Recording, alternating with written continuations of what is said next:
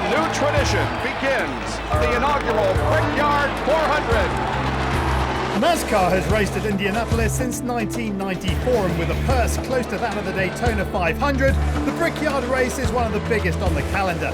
Top of the all-time winners list are Jimmy Johnson with 4 victories and retired legend Jeff Gordon, who went one better. Checkered flag in the Brickyard 400 to Jeff Gordon.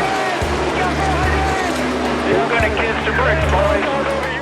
Danica Patrick has played her own part in Indy history as one of only 18 drivers to race there in both NASCAR and IndyCar.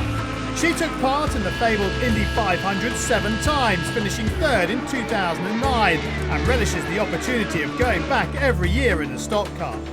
Indy's a really special place. I have had extremely good fortune and great races at Indy, and I really always felt like I was going to win the Indy 500, and I didn't, but maybe I was wrong. Maybe it was in a stock car that I was going to win at Indy, and so maybe it was the Brickyard 400. Maybe I had it wrong. Having qualified on pole at the Daytona Super Speedway in 2013, why not a solid result on the mighty Indy Oval this year? It will be Patrick's 4th Sprint Cup race at the Brickyard, and she'll certainly put her knowledge of the track to good use. You have to slow down a lot more for the corners in a stock car than you do in IndyCar. So there's that. But the race, I mean, there's a lot of similarities. I mean, it's a one-groove track. You really don't want to go too wide at Indy. So the car in front of you does play a big role as to how you feel behind them, which is very similar to an IndyCar. The closing rates aren't as quick in a stock car as they are in an IndyCar, but you still have to find the clean air, just like you do in an IndyCar.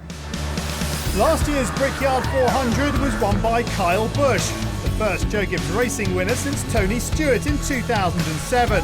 Busch's win came during a streak that ultimately led him to the Sprint Cup Championship. How Patrick would love to find some of that momentum for herself at America's most iconic racetrack.